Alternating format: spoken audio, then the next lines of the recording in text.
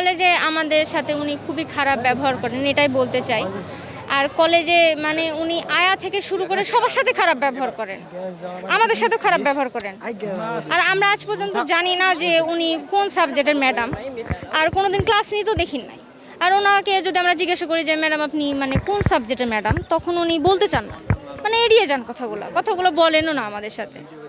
আর খুবই খারাপ ব্যবহার, সবার সাথে খারাপ ব্যবহার। অন্য অন্য স্যার ম্যাডামরা আছে, কোনোদিন আমরা 2 বছরে এরকম ব্যবহার পাই নাই স্যার ম্যাডামদের থেকে। উনি তুই তুখারি করে কথা বলেন, গালি দিয়ে কথা বলেন, স্টুডেন্টদের সাথে, মেয়েদেরকে ড্রেস আপ নিয়ে কথা বলেন, মানে খুবই বাজেভাবে কথা বলেন। আর কারো যদি লম্বা চুল হয়, বলে যে লম্বা চুল দেখলে আমার গা জ্বলে, কেটে দিতে ইচ্ছা হয়। এটা কোনো কথা ম্যাডামের? আমার তো মনে হয় না যেগুলো কোনো কথা। দেখলাম যে আলিয়া খাতুন হীরা এসে বাইরে কয়েকজনকে পিটাচ্ছিল, যেন সেই পুরুষ আর যারা মার খাচ্ছিল তারা মেয়ে, এরকমভাবে পিটাচ্ছিল। আমরা দেখি তো হতবাক। সে এই স্কুলের একজন শিক্ষিকা, এই কলেজের একজন শিক্ষিকা, সেক্ষেত্রে আমরা তাকে কিছু বলতে পারি নাই, এবং সে একজন মেয়ে। আর সে যে এই কলেজের একজন শিক্ষিকা, আমরা কোনোদিন তার ক্লাস করি নাই, বা কোনো স্টুডেন্ট এখানে বলতে পারবে না যে তারা ক্লাস করেছে। তোমরা ক্লাস করেছো কেউ? তারা কেউ ক্লাস করে নাই কোনোদিন। এবং সে এমন উশৃঙ্খল ড্রেস পরে আসে, আমরা তার দিকে তাকাতে পারি না। আপনারা সোশ্যাল মিডিয়াতে দেখেছেন, সে ছোট ছোট ড্রেস পরে ভিডিও করে, টিকটক করে। গোটা বাংলাদেশ এটা হয়তো দেখেছে, আপনারা ইতিমধ্যেই দেখে ফেলেছেন সেই বিষয়গুলো। এখানে বলার কিছু থাকে না। এখন আমাদের এক দফা এক দাবি, আমরা আলিয়া খাতুন হীরার পদত্যাগ চাই, এবং সঙ্গে প্রিন্সিপালেরও পদত্যাগ চাই, কারণ সে উস্কানিদাতা। আমাদের হচ্ছে গিয়ে একটাই দাবি, কারণ আমরা এই কলেজে কোনোভাবে মন খুলে কথা বলতে পারি না। প্রিন্সিপালের কাছে আমরা যাইতে হলে তার 2টা অনুমতি নিতে হয়। একটা, তাই সেই রুমে সে নিজস্ব একটা আয়া রাখছে, তাই সে আয়ার অনুমতি নিতে হবে, তারপরে ওর অনুমতি নিয়ে তারপরে প্রিন্সিপালের কাছে যেতে হবে। আর প্রিন্সিপালের কাছে গেলে মনে করেন যে আমাদের বিভিন্ন রকমের মনের কথা বা অনেক কিছু থাকতে পারে, কিন্তু সেটা হয়তো তার সামনেই বলতে হবে। আমাদের তো পার্সোনাল অফিসিয়াল কাজ মানে পার্সোনাল কাজ থাকতে পারে স্যার, কিন্তু সেটা তার সামনেই বলতে হবে, এবং সে অনুপস্থিতিতে আমরা কোনো কথা বলতে পারবো না, তার দাবি। তো সেদিন মনে করেন যে আমরা মানে এই কলেজের আয়া, পিয়ন এবং শিক্ষক থেকে ম্যাডামেরা শুরু করে প্রত্যেকে ওর কাছে লাঞ্ছিত। ওই সবাইকে বলে ছোট লোক, ফকিন্নি, গরিব, এই সেই বলে অনেক কিছু বলে অপমান করে, অপদস্থ করে। যে বাইরে যেমনি আচরণ করে, কলেজের ভিতরে সেমনি আচরণ করে। সে একজন ডেমো, তার তো কোনো এখানে প্রাধান্যই নাই। সে একজন শিক্ষিকা না, সে কী করে সে প্রিন্সিপালের প্রিন্সিপালের সামনে দাঁড়িয়ে থাকতে পারে? এবং প্রিন্সিপাল স্যার তার অনুমতি ছাড়া একটা কথা বলতে পারে না, যে আপনি এইভাবে আচরণ করছেন কেন, বা এইসব আচরণ করা আপনার উচিত না, এসব কথা কোনোটাই বলতে পারে না। সে শুধু ফেল করে চাইয়ে দেখে, এবং উল্টো সবাইকে হচ্ছে কি বকা দেয়, যে হচ্ছে আপনারা এখান থেকে চলে যান, ওকে আমি প্রাধান্য দিয়েছি। অতএব আমরা হচ্ছে কি যে সেদিন ঘটনার যে তাফসিরের কমিটির লোকেরা আসছিল, কোনো দলীয়ভাবে লোক আসেনি, এখানে আমাদের এই মাঠটা ব্যবহার করে, এবং তারা টিচার এবং প্রিন্সিপাল স্যারের থেকে কিছু আর্থিক সহযোগিতা দান করে। আসালির মোবাইলে ফোন দিয়ে আমাকে বললেন যে আমি একটু অসুস্থর কারণে হয়তো 2-1 দিন আসতে পারবো না, তো যেহেতু কলেজে পরীক্ষা চলমান, আপনি সবচেয়ে সিনিয়র, তাই আপনি এই দায়িত্বটুকু পালন করবেন, আমি বিকালে লিখিতটা পাঠিয়ে দেব। হ্যাঁ, সব কার্যক্রম চলছে, কলেজ তো কার্যক্রম চলবে, অবশ্যই চলবে, এটা তো বন্ধ রাখা যাবে না। কারণ ধরেন ডিগ্রি পরীক্ষা আছে, পরীক্ষা তো আমরা বন্ধ করতে পারি না, যে কোনো মূল্যে পরীক্ষা চালিয়ে নিতে হবে। আজকে 4th ইয়ারের প্রশ্ন দিবে ডিসি অফিসে, সেখানেও শিক্ষকদের পাঠানো হলো এই মাত্র, মানে আধ ঘন্টা আপনারা আসা আগ্রহতে জানা এটা বিষয়গুলো। জি, 2টা থেকে পরীক্ষা শুরু, সেটাও আছে সার্বিক কার্যক্রম অব্যাহত আছে। ক্লাস 12টা হয়তো 12:30 পর্যন্ত হবে, তারপরে ক্লাস সাসপেন্ড হয়ে যাবে, তারপরে পরীক্ষা শুরু হবে। উনি তো কলেজ থেকে ছুটি নেবেন না, উনি মন্ত্রণালয় বা ডিজি থেকে ছুটি নেবেন। উনি বললেন আমি অসুস্থ, আমি 2-1 দিন পরে আসবো, আমি না আসা পর্যন্ত আপনি দায়িত্বটা পালন করেন, আমি লিখিতটা বিকালের মধ্যে পাঠিয়ে দেবো। না, আমি সেদিন অল্প কিছুক্ষণ ছিলাম, যখন ওই যে তাফসিরের লোকজন যখন আসছিল, ওনারা দাওয়াত দিয়ে চলে বের হয়ে আসলেন। বয়োজ্যেষ্ঠ লোক আসছেন, ওনাদের সাথে আমার আগে থেকে পরিচয় আছে। আমি ওনাদের সঙ্গে হাঁটতে হাঁটতে বাইরে আসে আমি আমার ডিপার্টমেন্টে চলে গেছি। তারপরে শুনছি যে হট্টগোল হয়েছে, এইটুকুই। আমি মানে হট্টগোলে ওই সময়টা আমি উপস্থিত ছিলাম না। আপনি এর আগের বছর যখন তাফসিরুল মাহফিল হয়েছিল, তখন তো আপনি মনে হয় ভারপ্রাপ্ত প্রিন্সিপাল ছিলেন। হ্যাঁ, তখন কত টাকা চাঁদা দিয়েছিলেন? না, এখানে শিক্ষকরা এখানে চাঁদা তারা নেননি, এমনি ধরেন প্রতিবেশী হিসাবে বা পরিচিত হিসাবে কে 100 টাকা 50 টাকা যার যে দিছে এটা দিছে, এইভাবে। শিক্ষা প্রতিষ্ঠান না, শিক্ষা প্রতিষ্ঠানে কোনো টাকা নেননি, তারা কোনো টাকা নেননি। সেদিনের ঘটনাটা কি, মানে যদি বলেন কোন দিনে যে 23 তারিখ না এটা? যেতে ওনারা, আমি তো বললাম আমার কথাতে আমি বললাম, ওনারা জাস্ট একটা দাওয়াতপত্র নিয়ে এসে প্রিন্সিপাল স্যারকে বললেন, স্যার আমাদের এখানে দাওয়াত, আপনাদের দাওয়াত থাকলো গোটা কলেজ, সেই সঙ্গে এই কলেজ মাঠটা মানে স্কুল মাঠে তাফসির যেহেতু অনুষ্ঠিত হবে, সেহেতু এইটাকে একটু প্রাচীর টাচির যেহেতু আছে একটু নিরাপদ মনে করছে যে মোটরসাইকেল আসে অনেক, এটা গ্যারেজ হিসাবে ব্যবহার করা যায় কি না, এটা একটা আবেদন এবং সেখানে তারা যেন শিক্ষকরা যারা সবাই মিলে যেন উপস্থিত থাকে, এই দাওয়াতটা দিয়ে তারা চলে যাচ্ছিল।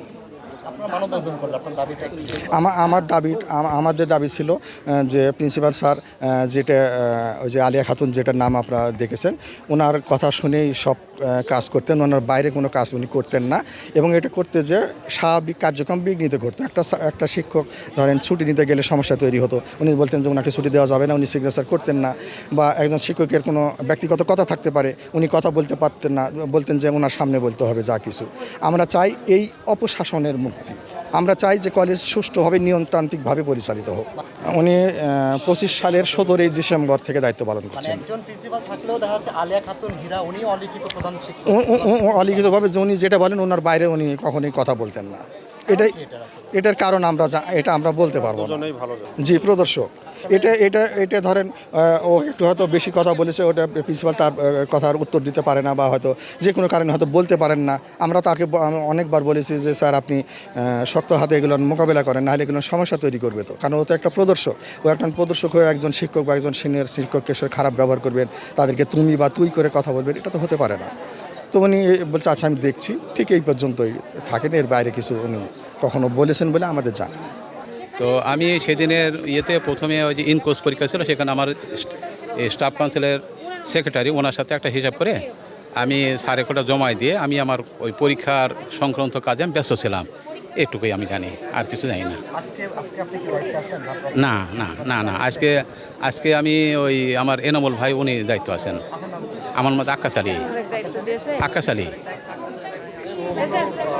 কি অবস্থা, ক্লাস হচ্ছে কি আজকে আজকে? যে মানববন্ধনের ক্লাসটা ক্লাস হয়েছে, আমার ক্লাসটা ওই 11টার সময় মানববন্ধন নিতে পারেনি। আর এমনি কি অবস্থা মানে ক্যাম্পাসের পরিবেশ কি? ক্যাম্পাসের পরিবেশ তো ভালোই আছে। জি, প্রধান প্রিন্সিপাল কি এসেছে? না প্রিন্সিপাল উনি অসুস্থ, উনি ছুটিতে আছেন, মানে ছুটি নিয়েছেন এটা আমি জানি না। উনি ওই একজনকে ভারপ্রাপ্ত দিয়েছেন, ওটা এনামুল হক স্যারকে। ওই তো কথা বলে গেল তো আপনার সাথে। হ্যাঁ, উনি দায়িত্ব আছে, ওনার আজকে ওই দায়িত্ব আছে। হ্যাঁ, উপস্থিত ছিলাম, আমি আসলে ওখানে ছিলাম না। এসে যখন দেখলাম যে চিৎকার চেঁচামেচি, তখন বুঝতে পারলাম যে, তখন দেখলাম যে একটা মারামারি পরিবেশ তৈরি হয়েছে এরকম আর কি। তো পরে তো শুনলাম যে এলাকার বয়োজ্যেষ্ঠ লোকরা এসছেন, তারা আর কি ওই যে তাফসির মাহফিলের যে ইনভাইট সেটাই করতে এসছেন। তারপরে তো এই ঘটনা তো সবাই দেখেছে। এই আর কি কলেজে কি বলবো, এখন আমরা তো এমনিতেই দম বন্ধ পরিবেশে ছিলাম, এই কিছুদিন ধরে তো এরকমই চলছে। আর বেশ কিছুদিন ধরে তো অনেক রকম মানে পরিস্থিতির মধ্যে দিয়ে আমরা যাচ্ছি। এক এক সময় এক একজন টিচার হেনস্থা হচ্ছেন প্রিন্সিপালের সামনেই, প্রিন্সিপাল কিছুই বলেন না, এবং উনি যেটা বলবেন ঠিক সেটাই প্রিন্সিপাল করবেন, এরকম আর কি। আমরাও জানি না এর কারণটা কি, আমরাও জানি না। আমরাও এই কারণটা খোঁজার চেষ্টা করি যে কি দম বন্ধ বলতে মনে হয় যে এই বুঝি ধরলো আমাদের কোনো একটা কিছু হলেই, যে কি কখন কি পরিস্থিতি, মানে আর তো কি বলবো, মুখের ভাষা তো ওটা ঠিক ঠিকানা নেই, কখন কি ভাষায় বলছে এগুলো আর কি। একটা তো ভীতিকর পরিবেশ থাকেই, আমরা বাইরে থেকে আসি, কখন কি বলবে, নিজেদের সম্মান রক্ষারই একটা দায় থাকে নিজেদের, এরকম একটা। আসলে যিনি আলেয়া, উনি এই কলেজটা যেভাবে চালান, একটা সাধারণত তৃতীয় শ্রেণী কর্মচারী, ওনার ইয়েতে কলেজ চলতে হবে। সিনিয়র জুনিয়র নাই এখানে, মনে করেন যে অনেক সিনিয়র শিক্ষকের আছে, তাদেরকে লাঞ্ছনা দেয়, লাঞ্ছিত করে। ওই রুমের প্রিন্সিপাল স্যারের রুমে ঢুকতেই দেয় না। আমি 17 তারিখে জয়েন করে ডিসেম্বরের, আমি স্যারের পাশে ছিলাম। স্যারকে আমি বারবার বলেছি, স্যার উনি তো আমাকে অপমান করে। তো বলছে আপনার বাড়ির পাশে বাড়ি, ও একটু ম্যাড আছে। তা আমি বলছি স্যার দেখেন, এটা একটু ব্যবস্থা করে দিন স্যার, এতগুলো শিক্ষক কর্মচারী সবাইকে লাঞ্ছনা করছে, আপনি একটু দেখেন স্যার। তখন আমি নিজে প্রিন্সিপাল স্যারকে বলেছিলাম, স্যার আমি এই জায়গায় থাকবো না, এখান থেকে আমি চলে যাব, অন্য জায়গায় চলে গেছি, অন্য ডিপার্টমেন্টে যায় আমি ঠিক মতো মনে করেন অফিস চালায় এবং জিজ্ঞাসা করতে পারেন আমাদের যত কর্মচারী আছে, আমাদের স্টাফ যারা আছে, আমার নাম মোহাম্মদ আনায়েম হোসেন, এদেরকে জিজ্ঞাসা করবেন যে আমি তাদের জন্য কি করি। উনি এত লাঞ্ছনা দিয়েছে যেটা ভাষায় প্রকাশ করা যাবে না। সেদিনের ঘটনাটা আমাদের শান্তি বিনোদনের কাজ চলছিল, আমি প্রিন্সিপাল স্যারের কাছে মোবাইল, আমরা যেহেতু অফিস সহক, আমাদের ওই বেতন বিলের কাগজ করতে হলে প্রিন্সিপাল স্যারের মোবাইল লাগে। আমি কম্পিউটার ম্যানের কাছে ওই মোবাইলটা নিয়ে গেছিলাম, নিয়ে দেয় আমি কাজ করছিলাম, কিন্তু আসলে যে ওখানে গন্ডগোল এই পরিমাণে হচ্ছে তা জানি না। কিন্তু যারা আপনার আসছিল এই যে তাফসির করার জন্য এই লোকগুলো ঢুকতে দেখেছে আমাদের এলাকার গণ্যমান্য ব্যক্তি, এটাই দেখেছি আমি আর কি। তো চাঁদাবাজ বলে যখন সম্বোধন করেছে, স্বাভাবিকভাবেই যারা সিনিয়র পার্সন আছেন ওনাদের খারাপ লাগবে। ওনারা তখন একজন তো বললাম মুরব্বী যে সভাপতি, ওনাকে চাঁদাবাজ বলে আমরা নিজেরাই দেখছি চেয়ার ধরে ঝাঁকি দিছে আগে। উনি অপমানে কারোর দিক তাকাতে পারেননি, চারিদিকে তাকিয়ে আস্তে করে বাইরে বের হয়ে আসছেন, দরজার বাইরে অপমানিত হয়ে। তারপরে সাধারণ যে মানুষগুলো ছিল তারা তখন বলছে এই মোবাইলটা কাটতো, আপনার ভিডিওতে দেখছেন এই কথাটা কিন্তু তারা বলেছে, মোবাইলটা কাটতো।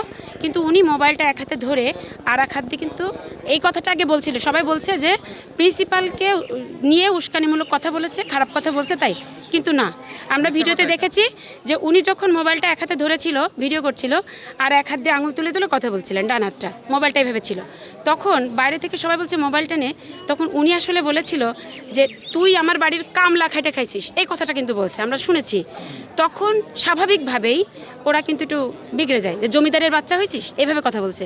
তখন ঠাঠায় একটা চড়, ওই চড়টা দিলে আপনাকে যদি চড় দেয় আলটিমেটলি আপনি পায়ের জুতা হাত দিবেন যদি পুরুষ মানুষ হয়ে থাকেন।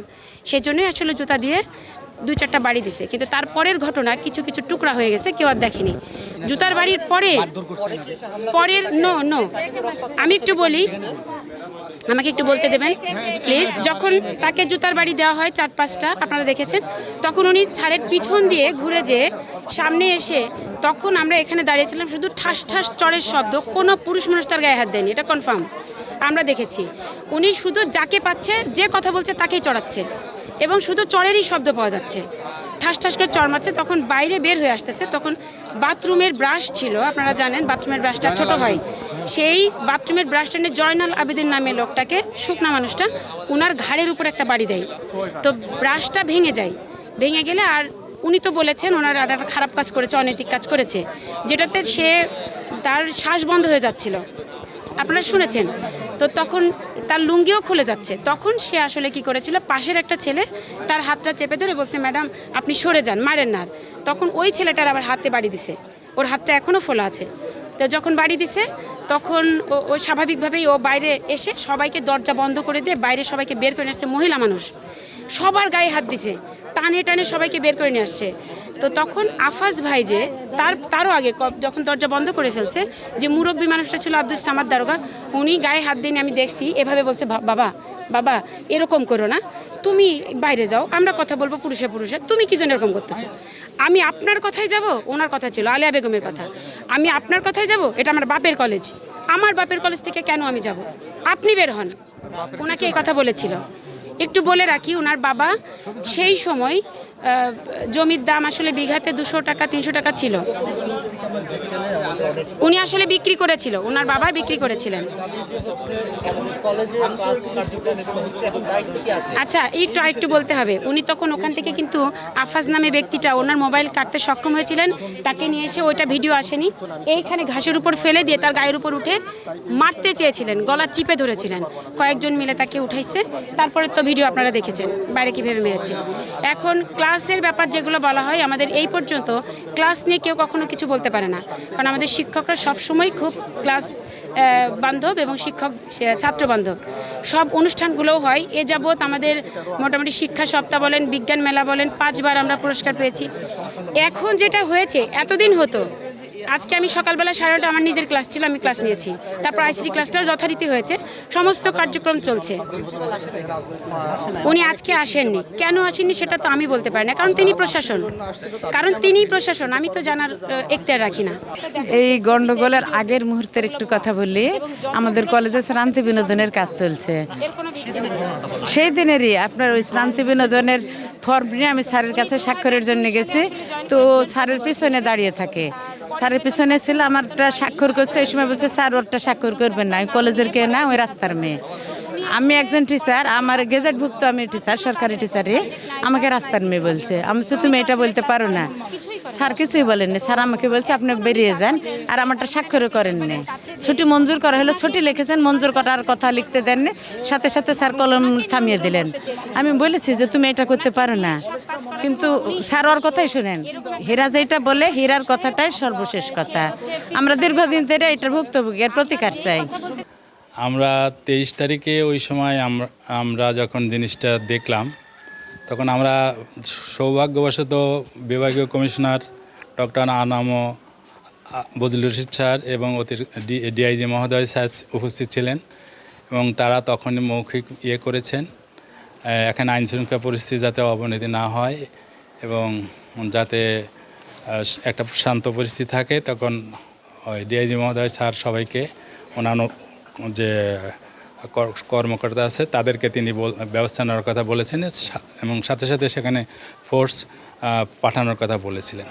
এরপরে আমি একটা ফেসবুকে একটা নিউজ করেছি যাতে এই ব্যাপারটা সুস্থ তদন্ত করার জন্য আমি মাধ্যমিক উচ্চশিক্ষা রাজশাহী পরিচালক হিসাবে এ ব্যাপারে মাউশির তরফদার আক্তার জামিল স্যার উনি আমাকে ফোন দিয়েছিলেন। আমি স্যারের সাথে কথা বলেছি। স্যার বলেছেন যে আপনি ওখানে একটু যান এবং এখানকার যে পরিস্থিতি হয় সেগুলো আমাদেরকে লিখিতভাবে জানান। এবং আমি ওই দিনই যে রাজশাহী এই দুর্গাপুর থানার যিনি মাধ্যমিক শিক্ষা অফিসার লাইলা আরজুমান সম্ভবত, ওনাকে বলছে সাথে আপনি একটা রিপোর্ট আমাকে তাড়াতাড়ি দেন। উনি আজকে ওনার সাথে কথা হয়েছে, উনি বলছে স্যার আমি প্রতিবেদন লিখছি আজকেই। আর বিভাগীয় কমিশনার স্যার আমাকে বলেছিলেন যে ওনাকে বরখাস্ত করার একটা মৌখিক নির্দেশ আমাকে দিয়েছিলেন, সেই হিসেবে আমি আজকে আসছি এখানে। স্যারদের বিভাগীয় কমিশনার স্যার এবং আমাদের যে মাধ্যমিকের অতিরিক্ত সচিব তরফদার আক্তার জামিল স্যার উনিও আমাকে গতকালকেও আজকেও ফোন করেছিলেন। ওনার নির্দেশ মোতাবেকই আমি এখানে এসেছি। এসে আমি মৌখিকভাবে যিনি আলী আক্তার হীরা তাকে আপাতত সাময়িক বরখাস্ত করার কথা বললাম। আমরা মাউশির থেকে সেটা একটা চিঠি আজকেই করে দেব, এবং আমরা এটার যাতে এবং আমি প্রিন্সিপাল স্যারের সাথেও কথা বলেছি, এই কলেজের দাউকান্দি কলেজের প্রিন্সিপাল ডক্টর আব্দুর রাজ্জাকের সাথে কথা বলেছি, এবং যিনি ভিকটিম বলি আর এই কলেজের যিনি ম্যাডাম আলী আক্তার হীরা তাকে আমি তার সাথে কথা বলেছি, তাকেও একটা প্রতিবেদন দিতে বলেছি। ওনাদের বলছে আজকেই দিতে, এবং আমি এই রিপোর্টগুলো পাওয়ার সাথে সাথেই মাউশিতে ঢাকা শিক্ষা মন্ত্রণালয়ের এবং আমাদের বিভাগীয় কমিশনার স্যারকে এই প্রতিবেদনগুলো আমি দেব। এবং এটা পাওয়ার পর আর মাধ্যমিক শিক্ষা অফিসার যিনি উনি প্রতিবেদনটা দিলে সবগুলো সামারাইজ করে আমি নিজে ব্যক্তিগত একটা প্রতিবেদন জমা দেব। না, শিক্ষা মন্ত্রণালয় খুবই এই ব্যাপারে খুব তৎপর। আপনারা জানেন যে ভিডিওটা খুবই ভাইরাল হয়েছে, এটা নিয়ে সব পক্ষ বিপক্ষ অনেক কথাই হচ্ছে। তো সে ধরনের ওনারা করছেন কিনা জানি না, তবে তাদের তৎপরতা খুবই বেশি। তারা বললাম যে প্রতিদিনই আমার সাথে যোগাযোগ করছে, এবং এর ব্যাপারে একটা সুরিত করার জন্য জামিল আক্তার স্যার নিজে অধ্যক্ষ স্যারের সাথে কথা বলার ইচ্ছা ব্যক্ত করেছেন, এবং ওনাকে ফোনে ট্রাই করেছেন, পায় নাই। তারপরে আলী আক্তার হীরা ম্যাডামকেও উনি কথা বলতে চেয়েছেন, ওনার ফোনও পায় নাই। আমি আলী আক্তার ম্যাডামকে স্যারের নাম্বারটা দিয়েছি, এবং তাৎক্ষণিকভাবে ওনার সাথে কথা বলবেন। তারপরে শিক্ষা মন্ত্রণালয় আমাদেরকে যে এটা দেন করার আমরা চিন্তা করছি যে উনি যেহেতু আমি শুনেছি উনি সরকারি শিক্ষক না, আমাদের মাউশির আন্ডারে উনি চাকরি করেন, এই এমপিওভুক্ত টিচার। সেই হিসাবে যতদিন ওনার এই ব্যাপারটা সুষ্ঠু তদন্ত না হয় ততদিন ওনাকে আমরা সাময়িক বরখাস্ত হিসেবে রাখবো। এটা আমি এখানে অধ্যক্ষ যিনি আছেন তাকেও বলেছি, এবং এখানে আজকে যিনি দায়িত্ব পালন করছেন তাকে আমরা এটা বলেছি, যাতে এটার সমাধান না হওয়া পর্যন্ত উনি সাময়িক বরখাস্ত হিসেবে থাকবেন। না, এটা এখনও পর্যন্ত তদন্ত কোনো রিপোর্ট আসে নাই। তবে আমাদের বিভাগীয় কমিশন স্যার মৌখিকভাবে আমাকে বলেছিলেন যে ওনাকে আপাতত ওনাকে বরখাস্ত করেন। সেই উদ্দেশ্যে সেই স্যারের কথা স্যার আমাকে একটা ভিডিও পাঠিয়েছেন, সেই ভিডিওর অনুসারেই তাকে এই সিদ্ধান্তটা আমি নিয়েছি। এবং আমরা আগে বলেছি যে গত শুক্রবারের দিন আমাদের নওগাঁ জেলার একটা নিয়োগ পরীক্ষা ছিল, সেখানে আমি ছিলাম, বিভাগীয় কমিশনার স্যার ছিলেন এবং ডিআইজি মহোদয় ছিলেন। তা আমরা একসাথে এইগুলা নিয়ে কথা বলেছি, ওনারাও ফোর্স পাঠিয়েছিলেন এবং স্যার আমাকে তখনই বলছিলেন যে আপাতত ওই ম্যাডামকে সাসপেন্ড করে রাখার জন্য। সেই হিসাবে আজকে আমরা সিদ্ধান্ত নিয়েছি। থেকে আমাদের রাজশাহী থেকে এখনও পর্যন্ত তদন্ত হয়নি, তদন্ত চলছে, হয়নি মানে চলছে। আমরা উপজেলা মাধ্যমিক অফিসার যিনি লাইলা আরজুমান মনে হয়, ওনাকে আমি গত শুক্রবারের দিনই ওনাকে এখানে এইটার বিষয়ে তদন্ত করার জন্য বলছি, উনি আমাকে আজকে রিপোর্টটা দিবেন। সেই হিসাবে আমরা এটা করেছি। এবং ওনারা বিভাগীয় কমিশনার স্যার এবং Akhtar Jamil sir additional secretary উনি আমাকে বলেছেন এবং তাদের কথা অনুসারে আমি এখানে এসেছি এবং পরিস্থিতি দেখার জন্য এবং ওনাদের সাথে কথা বলতে চাইলাম। কিন্তু আমি এসে দেখি যে ওনার দুজনের কেউ নাই, প্রিন্সিপাল স্যারও নাই, আবার আলিয়া আক্তার ম্যাডাম নাই। উনি আমাকে ফোনে বললেন যে আমি অ্যাসাল্ট এবং আমি একটু শারীরিক অসুস্থ। কিন্তু তারপরে আমি ওনাকে বলছি যে আপনি লিখিত বক্তব্য, আপনার লিখিত যা বলার আছে সব আজকেই আপনি আমাকে বলবেন, প্রতিবেদন দেবেন। অধ্যক্ষ মহোদয়কে বলেছি, তারা একটা দেবেন এবং ওনাদেরকে বলে গেলাম যে আপনারা স্টাফ কাউন্সিলের সিদ্ধান্ত একটা বৈঠক ডেকে ওনাকে সাময়িকভাবে বরখাস্ত করে রাখেন। তারপরে এটার যে একটা ফয়সালা হয় তখন এটা আমরা করব।